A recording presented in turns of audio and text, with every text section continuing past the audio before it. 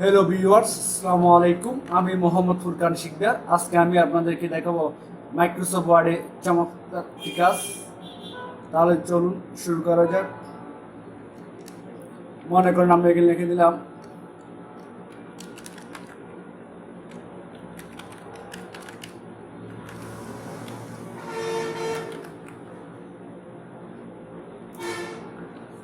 কারণ আমি এই বাংলাদেশে ইস এ স্মল কান্ট্রি, এটাকে সিলেক্ট করলাম। সিলেক্ট করার পর আমরা এটাকে বোল্ড করলাম, ইটালিক করলাম, আন্ডারলাইন করলাম।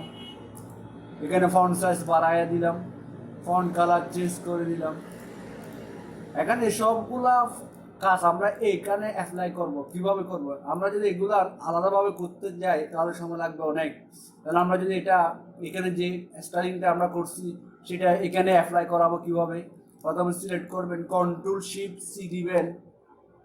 কিবোর্ড থেকে কন্ট্রোল শিফট সি দেওয়ার পর এখানে এটা সিলেক্ট করে কন্ট্রোল শিফট বি দেন। তারপর দেখেন এখানের মধ্যে শুধুমাত্র ফরম্যাটটা আসছে কিন্তু লেখাটা আসেনি। অনেকগুলো কাজ আপনি সহজে করে ফেলতে পারতেছেন। অর্থাৎ 10 থেকে 12টা কাজ খুব সহজেই করা যাচ্ছে। এখন আমরা আর একটা কাজ দেখাবো, সেটা হচ্ছে কিবোর্ডের মধ্যে ইনটু চিহ্ন নাই। আমরা কিবোর্ডের মাধ্যমে কিভাবে ইনটু চিহ্ন নিয়ে আসবো? অনেক সময় আমরা প্রশ্নপত্র যে কোনো প্রশ্ন তৈরি করলে ইনটু চিহ্ন কিভাবে নিয়ে আসবো? অল্টার চেপে ধরে 0 to 15 দিলে ইনটু চলে আসবে। অল্টার চেপে ধরে 0 to 47 দিলে বাক চিহ্ন চলে আসবে। কিন্তু আমরা বাক চিহ্ন প্লাস ইনটু চিহ্ন অনেক সময় খুঁজে পাই না।